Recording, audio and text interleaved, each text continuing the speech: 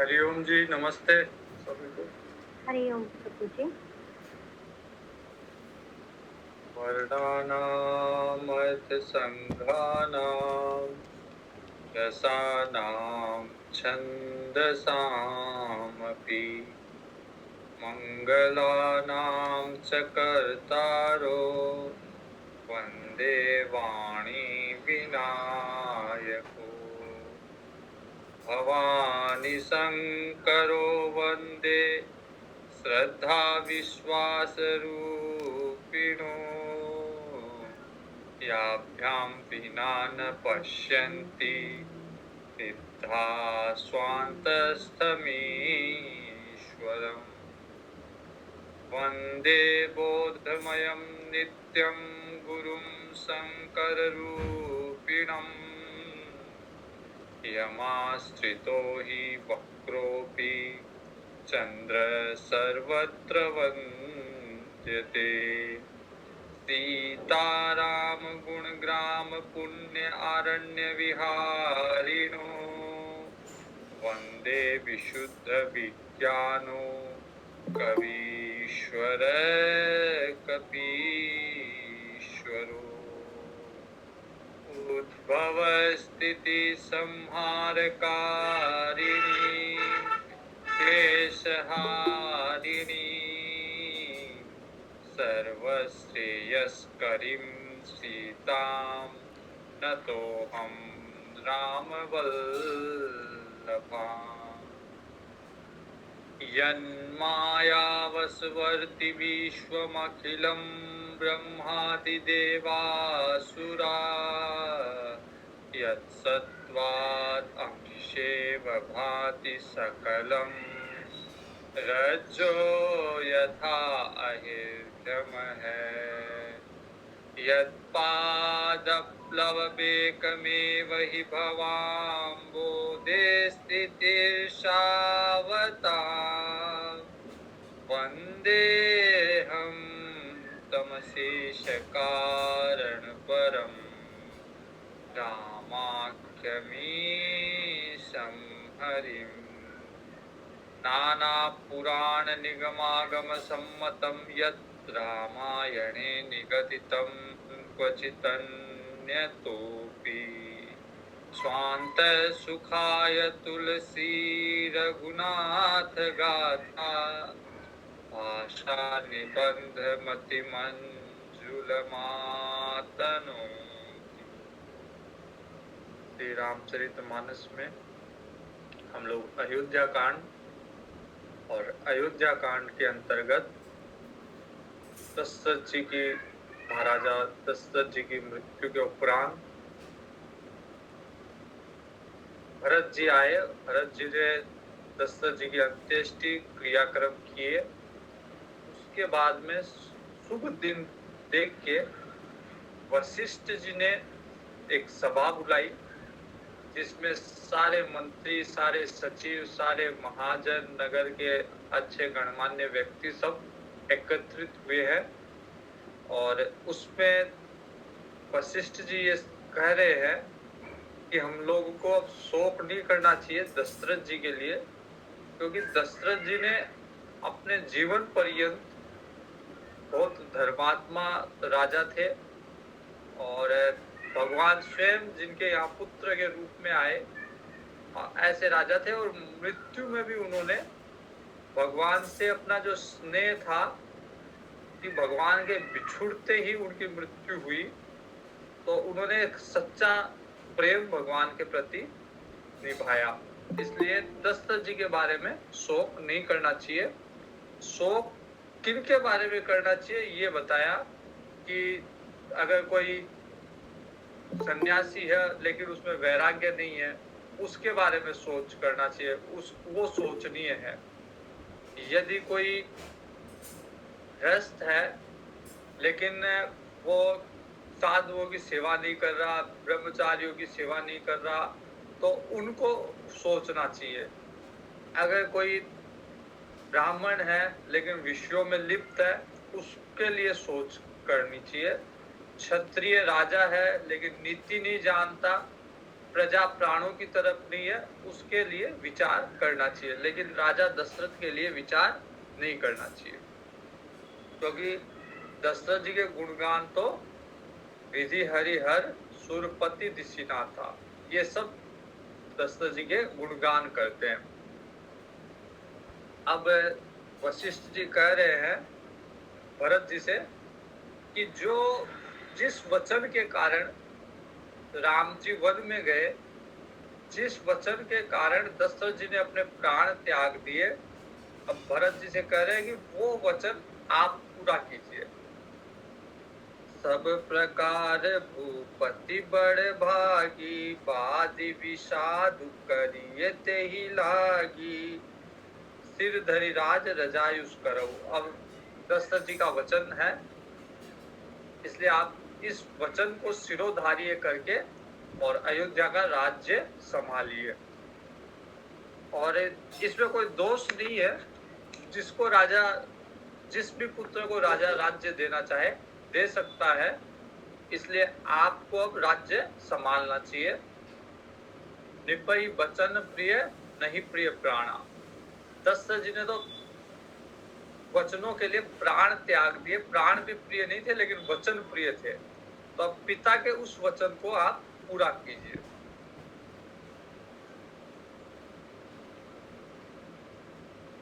वशिष्ठ जी की इस बात को वहां जितने भी सचिव थे वो सब समर्थन करते हैं, और माता कौशल्या जी भी उसका समर्थन करती है कि वशिष्ठ जी जो कह रहे हैं वो बिल्कुल उचित है। इस समय क्योंकि अयोध्या में अभी कोई राजा नहीं है, तो राजधानी को, राज्य को बिना राजा के नहीं रहना चाहिए, इसलिए, और दशरथ जी की इच्छा यही थी, इसलिए भरत जी को अब राज्य करना चाहिए, राज्य की बागडोर अपने हाथ में लेनी चाहिए। सौंपे हूँ राज राम के, अगर वो तैयार नहीं हो रहे थे तो किसी ने कहा अच्छा ठीक है, आपकी इच्छा है कि राम राज्य करे, तो जब तक राम वनवास में है तब तक तो आप राज्य करो, और जब राम वापिस आ जाए 14 वर्ष के बाद में, फिर आपकी जैसे इच्छा हो वैसे करना। कौशल्यादि सकल महतारी, तेहु प्रजा सुख होई सुखारी। तो इससे प्रजा भी सुखी होगी, माता भी सुखी होगी।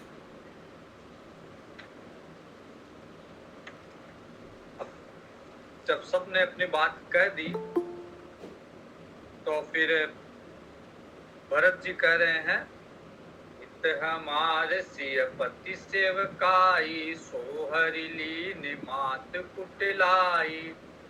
वो कहते आप सब ने जो बात कही है मेरे हित के लिए कही है, लेकिन मेरा वास्तविक हित तो भगवान राम की सेवा करना है, और उससे मैं वंचित रह गया माता के वचनों के कारण। मैं अनुमान दीख मन माही, आन उपाय मोर हित नाही। इसके अलावा कोई मैंने विचार करके देख लिया, कोई और चीज से मेरा हित होने वाला नहीं है। शोक समाजु राजु के ही लेखे, लखन राम सिय बिनु पद देखे। भगवान राम के जब तक चरण नहीं देख लूं, सीता जी के चरण नहीं देख लूं, तब तक ये शोक मेरे हृदय से जाएगा नहीं। ये पूरे जो राज्य के तरह तरह के जो तरह तरह के वस्त्र है, गहने हैं, ये एक तरह से भार की तरह है मेरे ऊपर। जैसे विवेक ना हो, अगर ब्रह्म विचार ना हो, तो बादि विरति बिनु ब्रह्म विचारू। जैसे सन्यासी अगर ब्रह्म विचार ना करे, ब्रह्म का चिंतन ना करे, तो फिर वो वैराग्य व्यर्थ है। सर जाय जीव बिनु देह सुहाई, बादि मोर सब बिनु रघुराई। जैसे अगर किसी की देह तो है लेकिन उसमें से जीव नहीं है, तो वो देह जो है वो बेकार है। वैसे ही मेरे लिए सब बेकार है बिनु रघुराई। भगवान के बिना सब कुछ संसार में, सब कुछ, सारा राज्य मेरे लिए व्यर्थ है। अब मेरे को आप लोग ये आशीर्वाद दीजिए, ये निर्देश दीजिए, ताकि मैं जाके भगवान के दर्शन करूं। जाऊं राम बही आयुष देहूं। तो भरत जी की बात सबको ही अच्छी लगी और भरत जी पछतावा भी कर रहे हैं कि मेरे समान पापी कौन होगा कि मेरे लिए राम जी को वन जाना पड़ा। लेकिन राम जी कोई विषयों के लालची नहीं है। राम पुनीत विषय रस रूखे, लोलुप भूमि भोग के भूखे। राम जी को कोई विषय नहीं चाहिए, कोई राज्य नहीं चाहिए, और मेरे कारण लेकिन उनको कष्ट हुआ, इसलिए वो पश्चाताप कर रहे हैं तरह तरह से।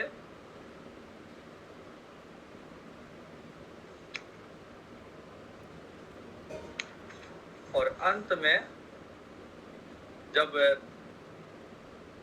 भरत जी का ये इच्छा बड़ी दृढ़ता से उन्होंने रखी, तो फिर गुरु जी ने और सबने इसकी स्वीकृति दी और ये निर्णय हुआ कि प्रातः काल अगले दिन सुबह उठ के वन को चलेंगे भगवान राम के साथ पास। सब तैयार होते हैं चलने के लिए। अगर किसी को ये कहा जाए कि तुम रह जाओ, तो उसको ऐसे लगता है मेरे प्राण हर लिए। तो सबकी इच्छा है कि चल के राम जी के पास चले वन में। और फिर भरत जी ने ये विचार किया कि ये राज्य मेरा तो है नहीं, राम जी का राज्य है, तो इसकी व्यवस्था करके चलनी चाहिए, इसको अव्यवस्थित नहीं छोड़ना चाहिए। तो भरत जी ने कुछ सेवक जो ईमानदार सेवक थे उनको बुलाया, कुशल सेवक, ईमानदार सेवक, उनको बुला के राज्य का कार्यभार उनको सौंपा और अब चलने की सब तैयारी कर रहे हैं। सारी माताएं, गुरुजन, नगरवासी सब तैयार है राम जी के पास जाने के लिए।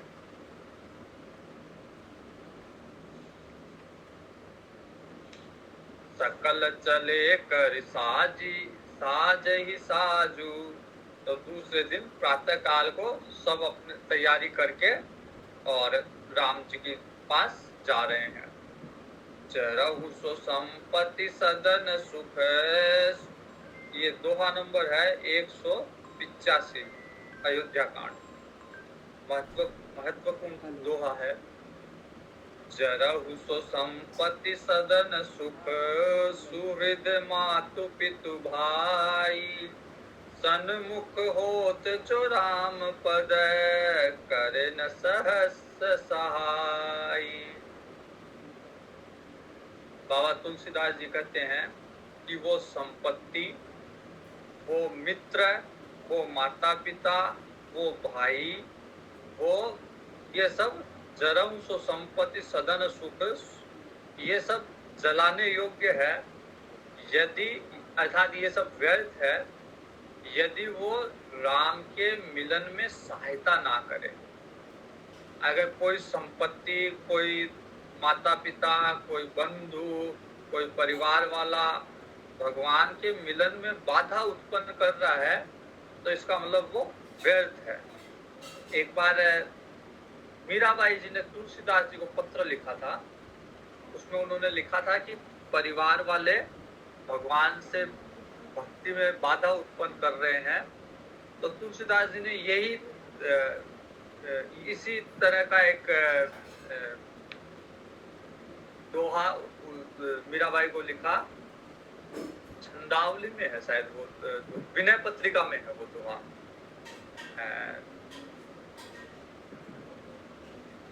यद्यपि परम स्नेही, जिन्हें प्रिय न राम वेदेही।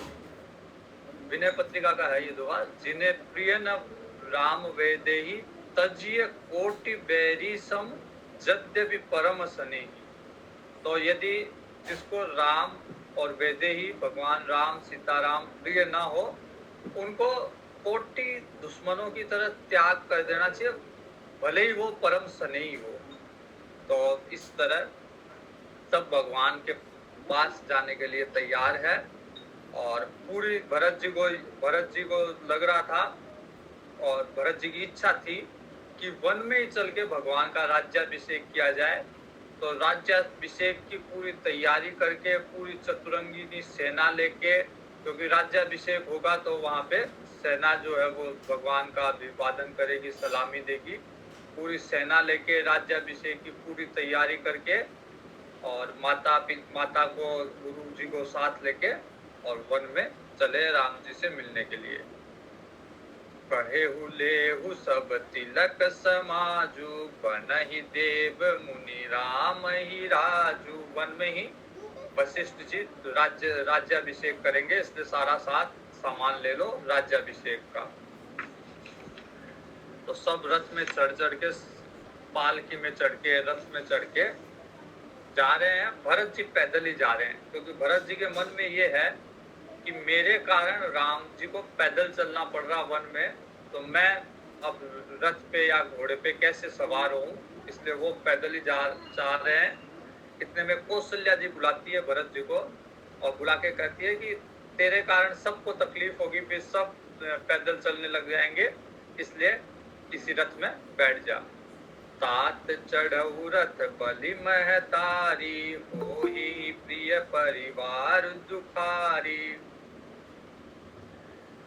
माता की आज्ञा का पालन करते हुए, कौशल्या जी की आज्ञा का पालन करते हुए भरत जी एक रथ में बैठे।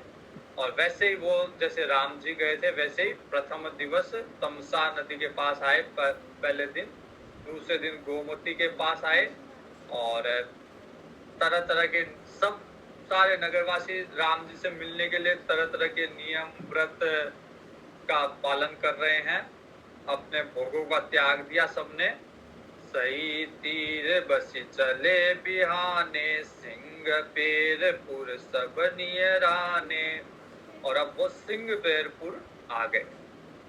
यहाँ पे क्या हुआ, सिंह पेरपुर निषाद राज की राजधानी है और उनको लगा, निषाद राज के गुप्तचरों ने आके सूचना दी कि भरत जी आ रहे हैं राम जी के पास जाने के लिए और उनके साथ चतुरंगिनी सेना है। और निषाद राज को लगा, सारे निषादों ने मिलकर ये योजना बनाई, ये विचार किया कि कहीं भरत जी राम जी को वन में राम जी की हत्या के लिए तो नहीं आ रहे। भरत जी को कहीं ये ना लग रहा हो कि हमें, जैसे माँ ने ये सोचा कैकेयी जी ने कि भरत जी का राज्य स्थायी रहे, भरत जी अपने राज्य में स्थापित हो, इसलिए राम जी को वनवास दे दिया जाए। तो निषाद राज ये विचार कर रहा है कि कहीं भरत जी के मन में ये ना आ गया हो कि क्यों ना मैं सदा के लिए निष्कंटक राज्य कर लूं और जाके वन में राम जी की हत्या कर दूं। तो इस विचार को वो कर रहे थे और निषाद राज सारी सेना को, अपनी सेना को तैयार कर लेता है कि भरत को आने दो, भरत से अब लड़ाई करेंगे और राम जी की तरफ जाने नहीं देंगे भरत को। इतने में ही वहां एक बुजुर्ग निषाद बैठे रहते हैं। किसी को छींक आई तो वो बुजुर्ग निषाद बोलते हैं कि बोला सगुण कुछ अलग तरह के हैं। ये सगुण ऐसा नहीं है कि भरत जी राम जी की हत्या के लिए जा रहे हैं, इसलिए जल्दबाजी में कोई कदम नहीं उठाओ। पहले भरत जी का मर्म जानो, भरत जी किस उद्देश्य से जा रहे हैं राम जी के पास, पहले उस उद्देश्य को जानो, फिर कोई भरत जी के प्रति फिर कोई आक्रमण की नीति अपनाना। सबको अच्छी लगी ये बात और उन्होंने ये निर्णय किया कि पहले निषाद राज जाके कुछ उपहार लेके जाएंगे और जाके भरत जी से मिलेंगे, भरत जी का मर्म जान लेंगे, भरत जी का उद्देश्य जान लेंगे। उसके बाद में कोई योजना के अनुसार उसके बाद में भरत जी पे आक्रमण करेंगे। तो सबको ये कह दिया गया कि आप अपने स्थान पे तैयार रहो आक्रमण के लिए, अगर आवश्यकता हुई तो मैं निर्देशित करूंगा तो तब भरत जी की सेना पे आक्रमण करना, लेकिन पहले मुझे जाने दीजिए और मेरे को वहां का मर्म, वहां का उद्देश्य भरत जी का पता लगाने दीजिए। तो सब उपहार लेके निषाद राज जाते हैं और जैसे ही दूर से भरत जी को पता चलता है कि निषाद जो है राम जी के मित्र है। भरत जी अपने रथ से नीचे उतर के निषाद राज से मिलते हैं, दंडवत प्रणाम करते हैं। निषाद राज मुनियों के पास जाते हैं, दंडवत प्रणाम करते हैं। वशिष्ठ जी को भी लगता है कि ये राम जी का सखा है, तो वशिष्ठ जी भी अपने रथ से नीचे उतर के निषाद से मिलते हैं। करत दंडवत देखते ही भरत लीन उर लाए। भरत जी ने उसको निषाद को अपने गले से लगा लिया। उनको ऐसे लग रहा है जैसे लक्ष्मण से मिल रहे हो। तेहि भरी अंक राम लघु भ्राता, मिलत पुलक परिपूरित गाता। तो निषाद राज कोई अच्छी वर्ण से नहीं था। उसकी समाज में, उस समय के समाज में उसकी अगर छाया भी कहीं पड़ जाती थी तो लोग पहले स्नान करते थे। लेकिन आज राम जी का भाई भरत जो है वो निषाद के गले मिल रहा है। कारण एक ही है कि राम की भक्ति। निषाद राज राम का प्रेमी है, राम का भक्त है। तो जहाँ भक्त हो फिर उसके लिए जात पात कोई मायने नहीं रखती। वो उसका स्तर सबसे ऊपर हो जाता है क्योंकि वो भगवान का भक्त है। लोक वेद सब भांति ही नीचा, चासु छाह छुई ले सींचा। तो इसलिए भगवान का जब आश्रय कोई लेता है, भगवान का भक्त बनता है, तो उसके लिए फिर ये सारी चीजें, ये सारी औपचारिकताएं, समाज की ये सारे विधान उसको छू भी नहीं सकते। भगवान का नाम तो वाल्मीकि जी ने उल्टा नाम लिया था, लेकिन फिर भी ब्रह्म के तरह हो गए वाल्मीकि जी।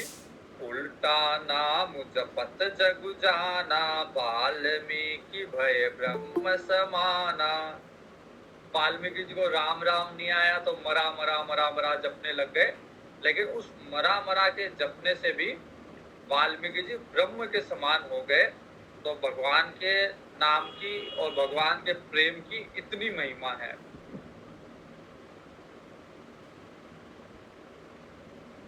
इसमें कोई आश्चर्य की बात नहीं है कि निषाद राज को आज वशिष्ठ जी भी इतना सम्मान दे रहे हैं, क्योंकि निषाद राज भगवान का प्रेमी भक्त है।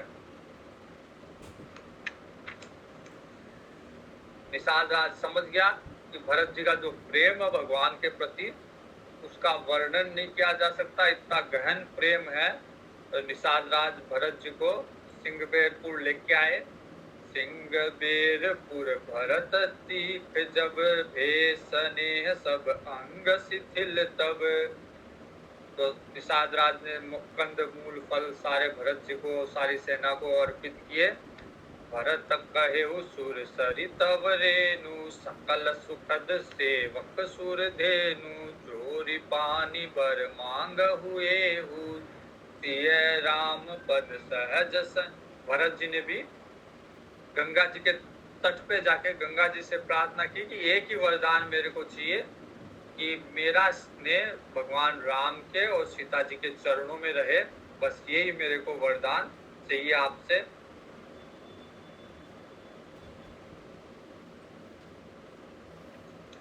अब भरत जी बेरिहु राम, भरत जी और निषाद राज आपस में राम जी को याद कर रहे हैं, राम जी के गुणों को याद कर रहे हैं, राम जी के स्नेह को याद कर रहे हैं। राम जन्म जग कीने उजागर, रूपशील सुख सब गुण नागर। सुख स्वरूप रघुवंश मणि, मंगल मोद निधान। देशोवत कुश दासी मही, विधि गति अति बलवान। निषाद राज भी दिखा रहे हैं कि देखो इस चटाई पे भगवान सोए। तो भरत जी जाके उस चटाई को प्रणाम कर रहे हैं और उन चटाई के ऊपर सीता जी के साड़ी के कुछ तारे वहां मिल गए भरत जी को। भरत जी ने उसको उठा के, जैसे बहुत ही बहुमूल्य उनको धन मिला हो, वैसे उसको उठा के अपने माथे पे लगा रहे हैं। केकई जी को और अपने को धिक्कार रहे हैं भरत जी कि मेरी माँ के कारण आज राम जी को वन भटकना पड़ रहा है। भरत जी ने नाव से पूरी सेना पार की और भरत जी ने पार जाके फिर सबको संभाला। फिर भरत जी पैदल ही जा रहे हैं। राम पर निषाद राज भी साथ है अब भरत जी के। राम पया दे पाए सिधाए, हम कह रथ गज बाजी बनाए। भरत जी कह रहे जब राम जी पैदल जा रहे तो हम ये रथ घोड़े हाथी इनका हम कैसे हम इस पे सवार हो सकते हैं। मेरे को जाना तो चाहिए सिर के बल, सब ते सेवक धर्म कठोरा, क्योंकि मैं सेवक हूँ। मेरे स्वामी जब पैदल जा रहे हैं तो फिर मेरा तो धर्म बनता है कि मैं सर के बल जाऊं। तो ये भरत की इतनी गति, प्रेम की गति देख के निषाद राज बड़े पुलकित हो रहे हैं। और फिर भरत जी के साथ पूरी सेना प्रयागराज में आ जाती है। भरत तीसरे पहर कहें कीन प्रवेश प्रयाग, कहत राम सिय उमगी उमगी अनुराग। कहते हैं कि सब जगह भगवान और सीता जी को जब याद किया जाता है तो सीता जी का नाम पहले लेते हैं, सिया राम, सीताराम, सिया राम। यहाँ पे भरत जी इतने प्रेम में मगन थे कि उन्होंने पहले राम जी का नाम लिया। राम जी के प्रति इतना स्नेह उमड़ रहा था, वो कहते हैं कि राम सिय, राम सिय। वरना हर जगह सिया राम मिलेगा, लेकिन राम जी के प्रति इतना स्नेह अब भरत जी के मन में कि अब वो राम सिय बोल रहे हैं। झलका झलकत पायन कैसे, पंकज कोश कोश गण जैसे। अब पैदल चलते चलते भरत जी के पैरों में छाले पड़ गए और छालों में से जैसे मवाद निकल रहे, जैसे जैसे कमल के दल पे ओस के कण हो।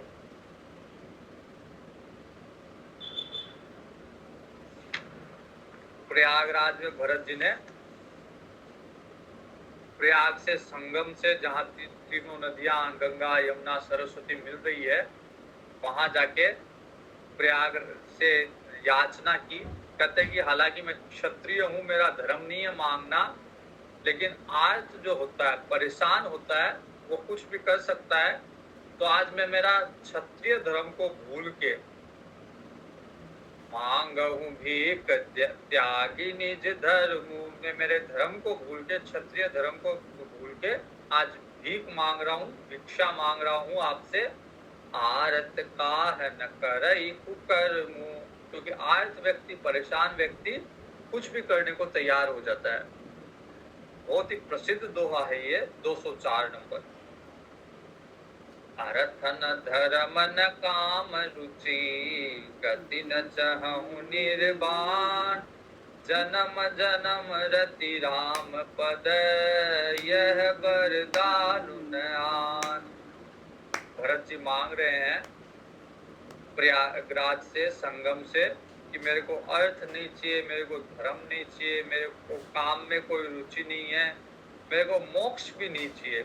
अर्थ धर्म काम मोक्ष चारों पुरुषार्थ मेरे को नहीं चाहिए। मेरे को सिर्फ एक ही चीज चाहिए, जन्म जन्म रति राम पद, यह वरदान नान। एक ही वरदान चाहिए कि जिस भी जन्म में जन्मूं, जन्म जन्म भगवान के चरणों में मेरी रति रहे, इसके अलावा और कोई वरदान नहीं चाहिए। जैसे मैंने बताया, भक्त लोग को और कुछ नहीं चाहिए। भागवत जी में कई भक्त कहते हैं भगवान हमको, और माता कुंती माता कहती है भगवान मेरे को जीवन में दुख ही दुख देना, क्योंकि दुख में आप स्मरण रहे, जब जब दुख रहा जीवन में आप स्मरण रहे। इसलिए कुंती जी मांग रही है भगवान से कि भगवान जीवन में दुख देना, ताकि कम से कम आपका स्मरण तो बना रहे। वैसे ही भागवत जी में बहुत सारे भक्त, प्रहलाद जी, वृत्तासुर, ये कहते भगवान भले ही हमको नरक में डाल दो, नरक से कोई फर्क नहीं पड़ता, क्योंकि नरक में भी हमको आपका नाम लेना है, और जहाँ आपका नाम होगा, आपका स्मरण होगा, हमारे लिए वही स्वर्ग है। तो नरक में भले ही डाल दो, लेकिन आपका स्मरण ना भूले हम, आपका स्मरण बना रहे, आपके भक्तों का साथ बना रहे, फिर नरक भी हमारा कुछ नहीं अच्छा, बिगाड़ बहुत सकता। लेट आई ना। तो भरत जी भी वैसे ही मांग रहे भगवान से कि चारों पुरुषार्थ नहीं दो, लेकिन एक चीज हाँ दे हाँ दो हाँ कि मेरा भगवान के चरणों में मेरा स्नेह बना रहे जन्म जन्म हाँ तक। हाँ हाँ अर्थ न धर्म न काम रुचि, गति हाँ न हाँ चाहूं निर्वाण, जन्म जन्म रति ठीक राम पद, यह हाँ वरदान हाँ न आन। सीता राम चरण रति मोरे, अनुदिन बढ़हूं हाँ अनुग्रह तोरे।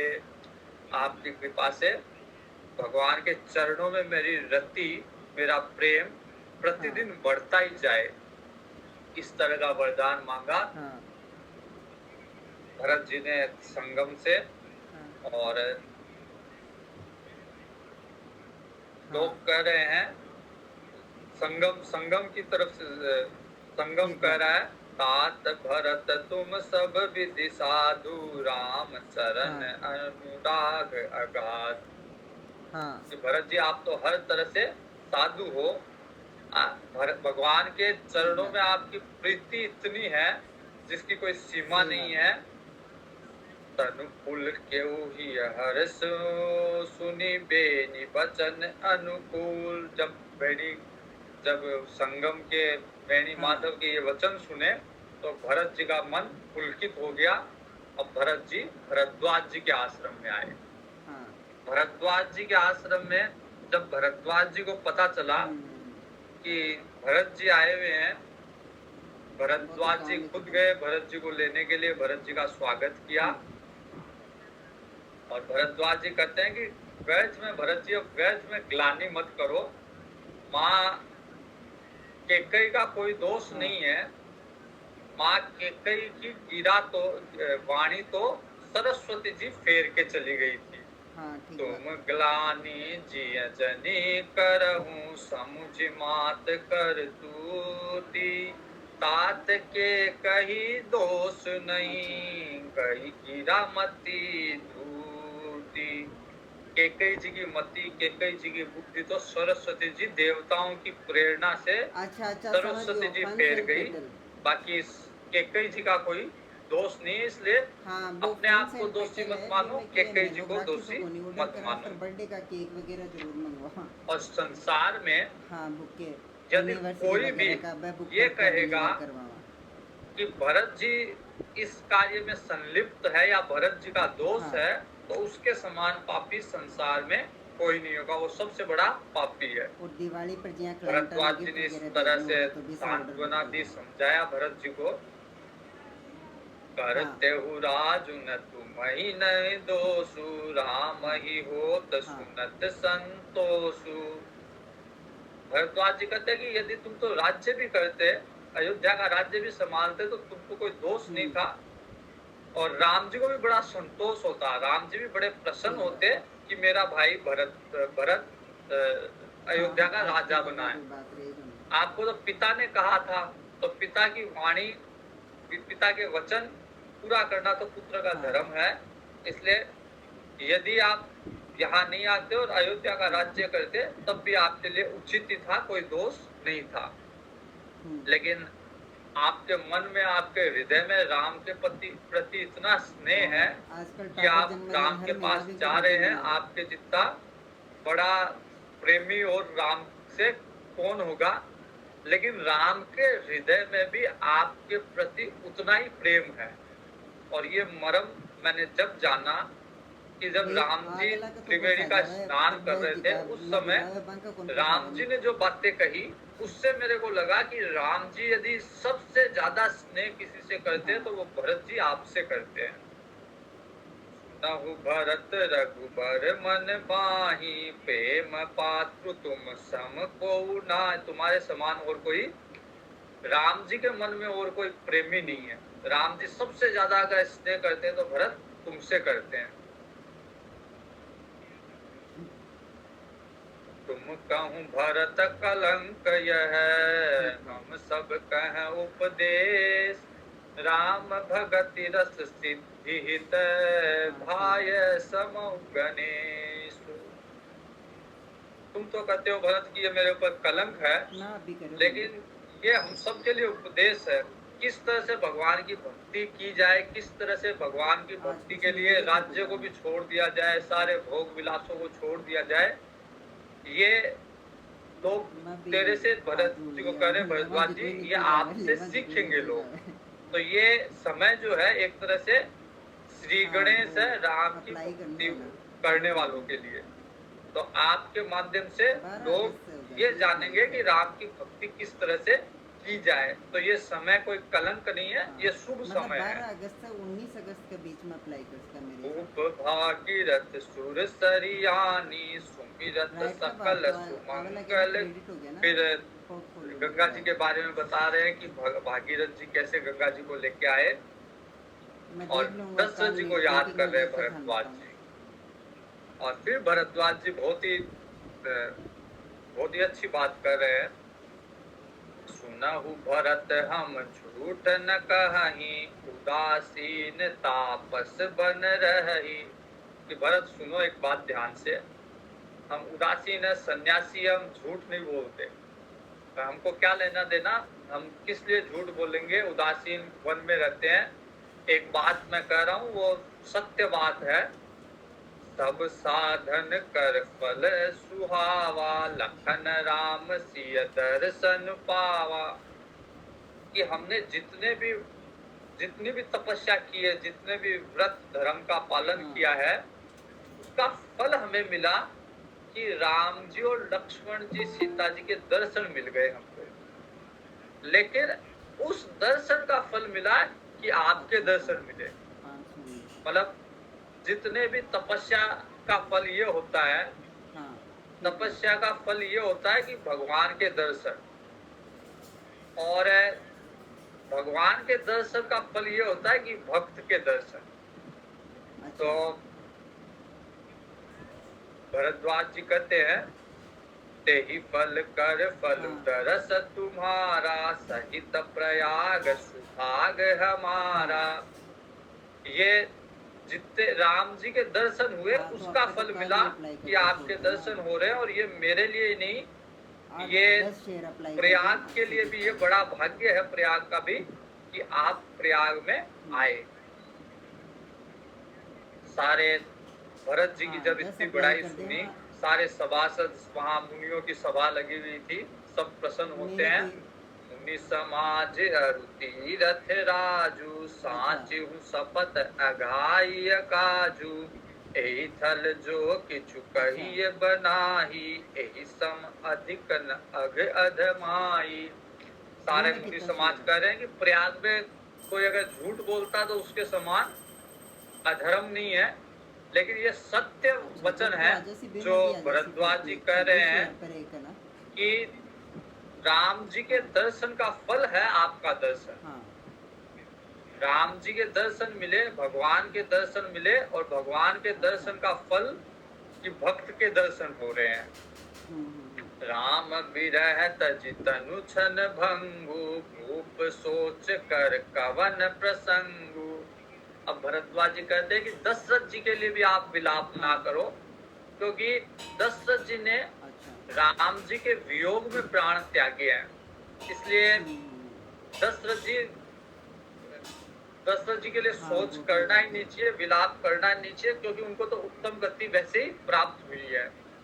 राम लखन सिय बिनु पग पनहि, करि मुनि बेश फिरहि बन बनहि।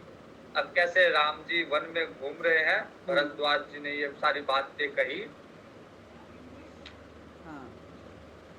मिटहि कुजोग राम फिरि आए, बसहि अवध नहीं आन उपाए।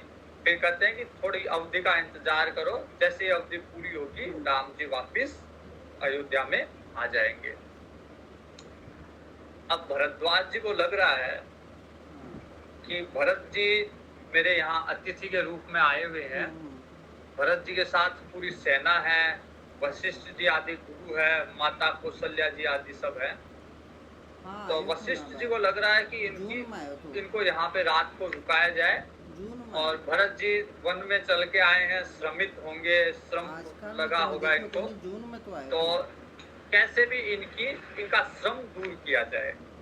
तो भरद्वाज जी ने आग्रह पूर्वक भरत जी को कहा रात को आप मेरे ही आश्रम में मेरा रुको, तो वो नहीं कट्टर और अपने तपबल के प्रभाव से भरद्वाज जी ने मेरा तो सारी वो रिद्धि साल में सिद्धियों को डेट बुला के आई 27 निर्देश दिया रुपया के आसपास है। कि आज 5,000 मेरे यहाँ से बहुत ऊपर ही आ गई विशिष्ट अतिथि आए हुए हैं, इसलिए आप लोग नहीं, सब मेरा अलग-अलग अकाउंट मिलके है ना, सारी रिद्धि एक में सिद्धियों तो को बोल रहे हैं, आप लोग सब मिलके जितने भी भोग है वो सब यहाँ उपस्थित कर एक दो। अकाउंट में 25 तो के आसपास है, संसार के 25 ब्रह्मांड के जितने भी भोग, जितने भी श्रेष्ठ भोग जो स्वर्ग में भी नहीं है, वो सारे के सारे भोग यहाँ उपस्थित कर दो, क्योंकि आज विशेष अतिथि है। मेरा तो कोई आज भी अकाउंट भगवान नहीं, भगवान के भक्त आए हुआ है, तो इसके लिए सारे भोग उपस्थित कर दो। रिद्धि सिद्धियों ने जैसे ही आदेश सुना, तुरंत रिद्धि सिद्धि सारे हर तरह के भोग उपस्थित कर रही हैं। अब ये पूरा का पूरा दृश्य इस तरह से है कि रात, ये मतलब एक तरह से पिंजरा है, भरद्वाज जी का आश्रम एक तरह से पिंजरा बन के रह गया, जिसमें एक तरफ तो भरत जी है और एक तरफ सारे भोग है। तो एक तरह से पिंजरे के अंदर चकवा और चकवी दो पक्षी है। अच्छा, चकवा चकवी दोनों है, पिंजरे के अंदर कैद है, लेकिन पूरी रात बीत गई, चकवा चकवी का मिलन नहीं हुआ। वैसे ही आउटसोर्स कर दी है। भरद्वाज जी का आश्रम एक पिंजरा है, सारे भोग उपस्थित है, भरत जी भी एक तरफ है, लेकिन रात भर भरत जी ने किसी भोग को छुआ भी नहीं। तो जिसका मन भगवान में रमा हुआ है, जिसका मन भगवान में लगा हुआ है, उसके लिए संसार के या रिद्धि सिद्धियों द्वारा उपस्थित किए गए सारे भोग को वो छूता भी नहीं है, उस तरफ देखता भी नहीं है।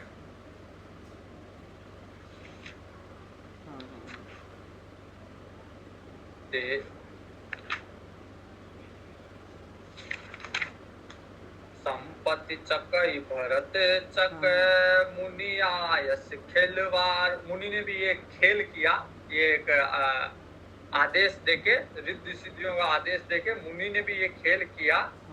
संपत्ति चकई भरत चक मुनि आयस खेलवार, तेहि निसी आश्रम पिंजरो राखे भाभिनुसार। इस पिंजरे में कैद रह के भी भरत जी ने देखा ही नहीं भोगों की तरफ।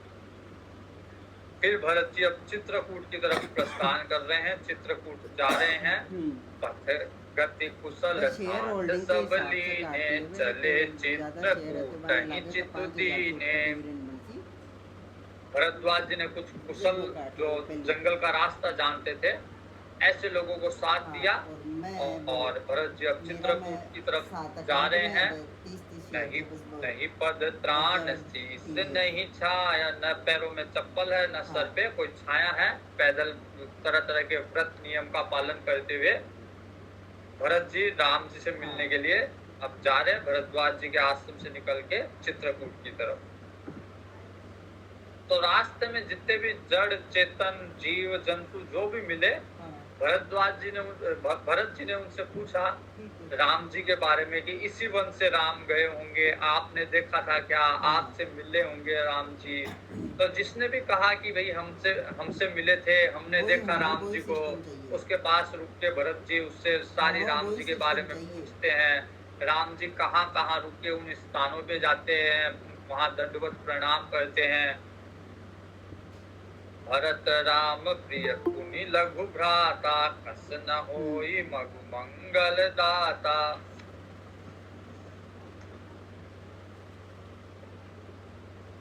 भरत जी का इतना प्रभाव देख के देवताओं को बड़ी सोच हुई। देवता लोग ये विचार करने लग गए, उनको डर भय लगने लग गया कि हमने बड़ी युक्ति से और राम जी को वन में लेके आए हम लोग, लेकिन ये भरत इतना प्रेम से ओतप्रोत होके भगवान के पास जा रहा है।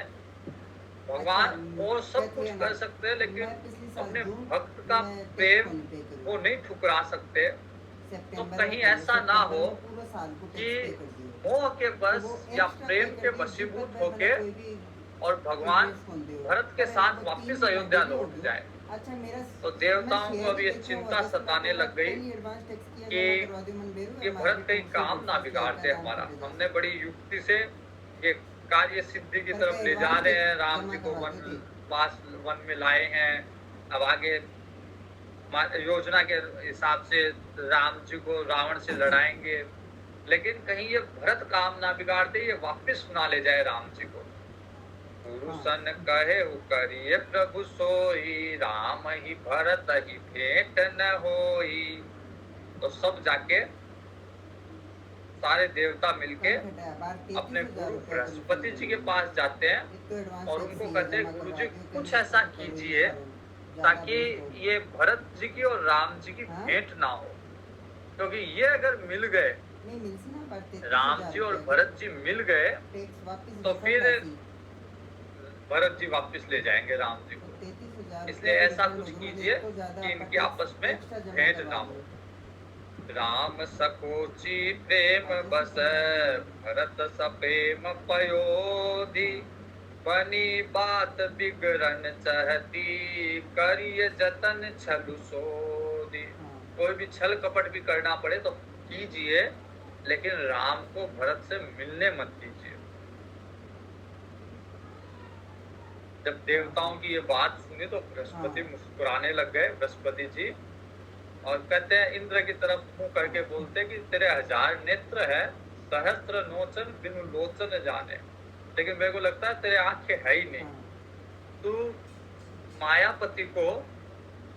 मायापति के सेवक से माया करना चाह रहा है। करही न उल्टी परही सुर राया। अगर ऐसा कर गया तो ये सारी माया तेरे पे उल्टी पड़ेगी, इसलिए ऐसा कुछ भी मत करना जिससे भरत जी के प्रति तू कोई चाल चले। तब तुमने पहले किया था, सारे देवताओं को बोल रहे हैं बृहस्पति जी कि तुम लोगों ने मिलके पहले षड्यंत्र रचा था और राम जी को वनवास, मंथरा की बुद्धि फेर दी और केकई के माध्यम से राम जी को वनवास दे दिया। उस समय राम जी कुछ नहीं बोले, क्योंकि राम जी अपने विषय में जल्दी से कुछ नहीं बोलते। लेकिन यदि कोई राम जी के भक्तों का अपराध करे तो राम जी उसको सहन नहीं कर पाते। तो यदि कुछ तुमने ऐसा किया भरत के प्रति, तो फिर राम जी सहन नहीं करेंगे और फिर तुम्हारी जो दुर्गति होगी उसका परिणाम तुमको ही भोगना पड़ेगा। सुनु सुरेश रघुनाथ सुभाऊ, निज अपराध रिसाहि न काहू। लेकिन अगर भगत के लिए अपराध किया तो फिर बच नहीं पाओगे।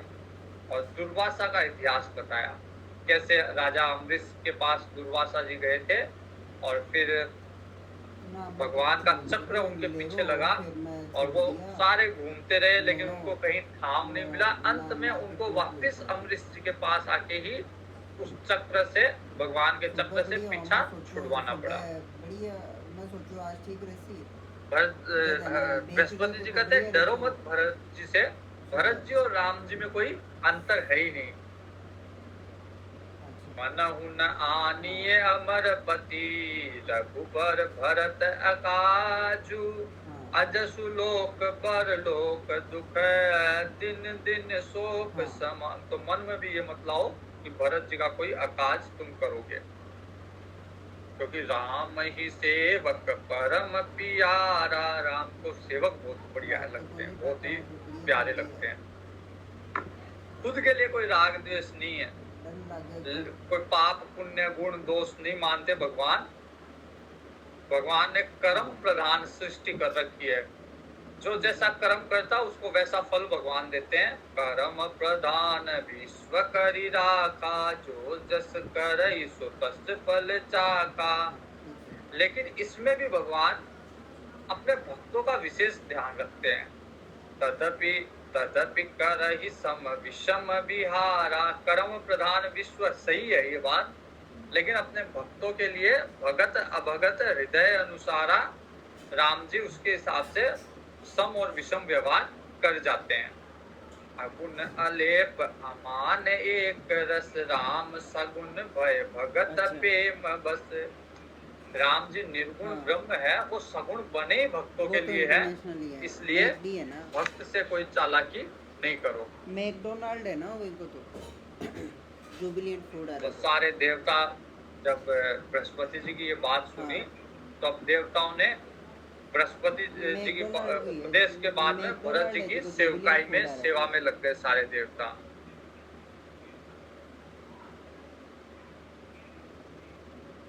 हाँ, वो ब्रांड नेम वो ही है, मैकडी को रघुबर ब्रांड बरन है। बिलो की बर, बारि समेत समाज, होत मगन अच्छा। बारिधि बिरह, चढ़े विवेक जहाज। अब वो यमुना तीर पे आ गए भरत जी, सारी सेनाओं के साथ, सारे समाज के साथ।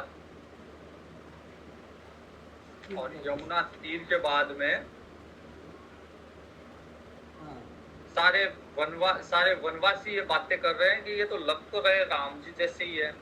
कोई कहता नहीं राम जी नहीं है, राम जी के साथ एक स्त्री भी थी इनके साथ, क्योंकि जैसे राम लखन वैसे भरत और शत्रुघ्न।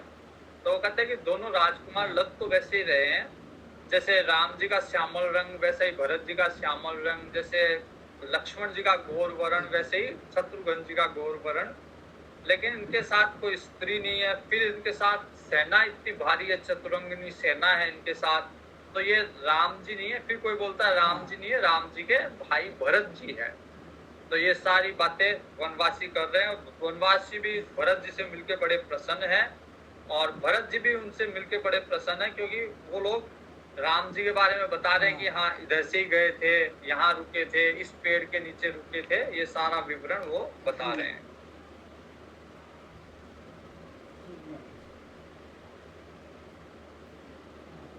वहाँ राम रजनी अवशेषा, आगे सपन जागे सिए सपने अस देख। उधर क्या हुआ, भगवान सो रहे थे, कुछ रात बाकी थी, सीता जी ने एक सपना देखा, और सपने में देखा कि भरत जी बहुत सारी सेना के साथ आ रहे हैं, और माता लोग भी साथ हैं, गुरु जी भी साथ है। ये सपना सीता जी ने देखा। राम जी को अच्छा लगा कि ये सपना कहीं सही में सही हुआ, तो मतलब इससे प्रसन्नता की बात और क्या हो सकती है। लेकिन लक्ष्मण जी को ये अच्छा नहीं लगा। लक्ष्मण जी के मन में ये है, विचार है कि जरूर ये भरत चतुरंगिनी सेना लेके आ रहा है, तो इसका विचार है राम जी को की हत्या करने का, राम जी को वन में ही राम जी को का विनाश करने का। अब लक्ष्मण जी थोड़े से उग्र स्वभाव के हैं, तो लक्ष्मण जी को क्रोध आ गया कि कब तक हम सहन करेंगे, आने दो अब भरत को। अब की बार भरत भले ही सेना लेके आए, लेकिन मैं अकेला ही भरत जी से निपट लूंगा। इतने में ही वनवासियों ने भी ये समाचार दे दिए कि एक चतुरंगिनी सेना, बहुत भारी बड़ी सेना आ रही है, और सब ये सोच विचार कर रहे हैं कि किस कारण से भरत जी वन में आ रहे हैं। लक्ष्मण जी का इतना क्रोध था, इतने में वहां एक आकाशवाणी होती है कि क्रोध के अंदर लक्ष्मण जी की पहले बड़ाई करते हैं कि लक्ष्मण जी आप भगवान के बड़े प्रिय हो, आपके बल का कोई था नहीं है, लेकिन क्रोध के अंदर ऐसा कुछ मत कीजिएगा जिससे बाद में पछताना पड़े।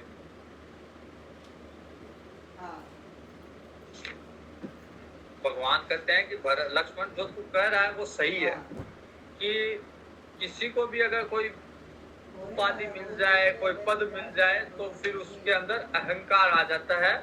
लेकिन भरत इन सब चीज से बहुत परे है। भरत की बुद्धि, मेरे को पता है भरत की बुद्धि को ये सब चीजें, ये भोग विलास, ये राज्य, ये छू भी नहीं पाएगा। भरत की बुद्धि इनसे बहुत आगे निकली हुई है, इसलिए भरत के बारे में ऐसी शंका करना भी नहीं चाहिए। इस तरह से राम जी जहाँ पे थे वहां पे भरत ही होई न राम राज मधु, विधि हरिहर पद पाए। राम जी कह रहे हैं कि भरत जी को तो अगर कोई स्वर्ग का राज्य दे दे, कोई ब्रह्मलोक का राज्य दे दे, कोई कैलाश का राज्य दे दे, तब भी उसको मद नहीं चढ़ेगा राज्य का। कबहु की कांची सिकरनी क्षीर सिंधु बिन साई। जैसे थोड़ा सा अगर जावन डालते हैं, थोड़ा सा दही डालते हैं तो दूध फट जाता है या दूध जम जाता है, लेकिन क्षीर सागर में यदि डालो तो उसके कोई फर्क नहीं पड़ता। वैसे ही भरत की बुद्धि इतनी विस्तृत, इतनी विशाल है कि उसके अंदर ये सब चीजें मद मोह काम क्रोध ये प्रवेश ही नहीं कर पाएगी, इनका कोई असर ही नहीं होगा। भले ही राम जी कहते भले ही एक मच्छर फूंक मार के पर्वत को उड़ा दे, लेकिन भरत के मन में मोह उत्पन्न ही नहीं हो सकता।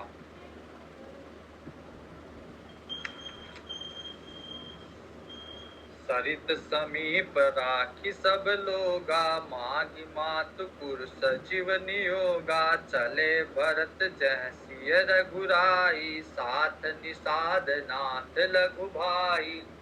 तो दूर से पहले भरत जी ने को दिखाया गया कि वो दूर पर्वत पे उस शैल पे राम जी रहते हैं। भरत जी ने वहीं से दंडवत प्रणाम किया राम जी को, और अब नदी के पास आ गए तो भरत जी ने सबको रख के वहीं पे अब भरत जी राम जी की तरफ आ रहे हैं। मोरे शरण राम राम ही की पनही, राम सुस्वामी दोष सब जन। भरत जी के मन में ये पछतावा है कि कहीं राम जी मेरे को अपनाएंगे या नहीं अपनाएंगे, कहीं ऐसा ना हो कि मैं जाऊं और राम जी पहले ही उस पर्वत को छोड़ के चले जाए, क्योंकि मेरे से मिलना भी न चाह रहे हो राम जी। लेकिन फिर उनको लगता है कि मैं भले ही कितना ही पापी हो, मैंने कितनी गलती की हो, मेरे कारण राम जी वन में आए हो, लेकिन राम जी का स्वभाव ऐसा नहीं है कि वो अपने भक्त से दूर जाए। अब भरत जी को एक पर्वत दिखाया गया निषाद राज के द्वारा कि इस पर्वत पे भगवान विराजित हैं। राम शैल शोभा निरखी, भरत हृदय अति प्रेमु। तापस तल तप फल पाई जिमी, सुखी सिराने नेमु। तो दूर से ही भरत जी को जब राम शैल भगवान का पर्वत दिखा तो इतना भरत जी के हृदय में प्रेम उत्पन्न हुआ, उनको लगा जैसे तपस्वी ने अपने तपस्या का फल प्राप्त कर लिया हो। तब के वट ऊंचे चढ़ी धाई, कहे हु भरत सन भुजा उठाई। नाथ देखिए विटप विशाला। अब दूर से दिखा रहे हैं कि वो देखिए, भरत जी को देखिए वो पर्वत है, उस पर्वत के नीचे राम जी की कुटिया बनी हुई है। मानहु तरु सरित समीप को साही, रघुबर पर न कुटीर जह छाई। दूर से बताते हैं कि इस पेड़ के नीचे राम जी की कुटिया परण कुटीर बनी हुई है। तुलसी जी के पेड़ लगे हुए हैं, वेदिका बनी हुई है जहाँ यज्ञ हवन हो रहे हैं। कुछ पेड़ लक्ष्मण जी के लगाए हुए हैं, कुछ सीता जी के पेड़ लगाए हुए हैं। हरस निरखी राम पद अंका, मानहु पार सुपाय।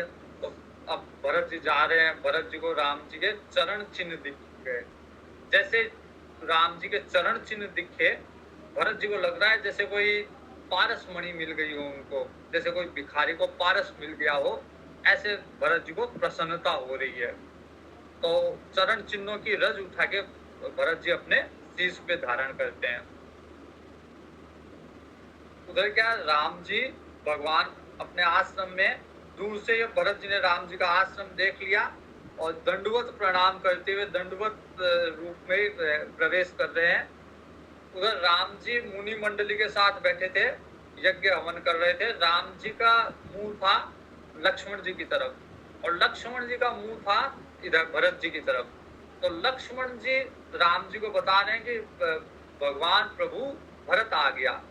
देख भरत लखन प्रभु आगे, पूछे वचन कहत अनुरागे। तो वेदी पे मुनियों के साथ में राम जी बैठे हैं, शीश जटा है, कटी मुनि पट बांधे मुनियों के वेश धारण कर रखे हैं, सिय सहित राजत रघुराजू।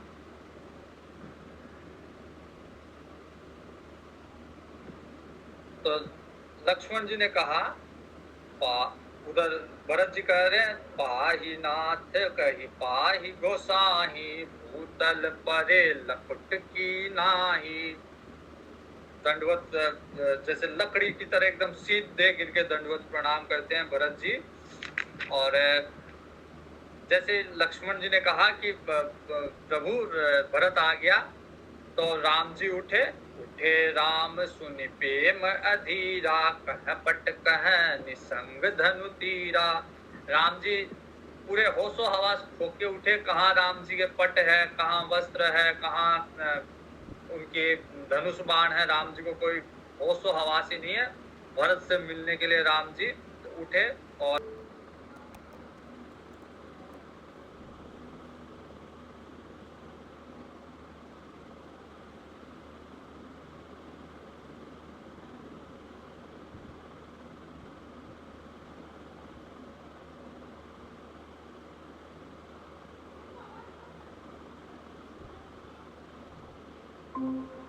तो भगवान जाते हैं उनको लेने के लिए। शत्रुघ्न जी को वहां सीता जी के पास छोड़ जाते हैं और बाकी सब जाते हैं गुरु जी को, माता जी को लेने के लिए। आगे का प्रसंग कल देखेंगे। वीर मारुति गंभीर मारुति, वीर मारुति गंभीर मारुति, धीर मारुति अति धीर मारुति, धीर मारुति अति धीर मारुति। गीत मारुति संगीत मारुति, गीत मारुति संगीत मारुति। दूत मारुति राम दूत मारुति, राम दूत मारुति। भक्त मारुति परम भक्त मारुति, परम भक्त मारुति, परम भक्त मारुति। हरिओम जी, नमस्ते, प्रणाम सबको। हरिओम, धन्यवाद, आप सब आए, धन्यवाद। हरिओम प्रभु जी।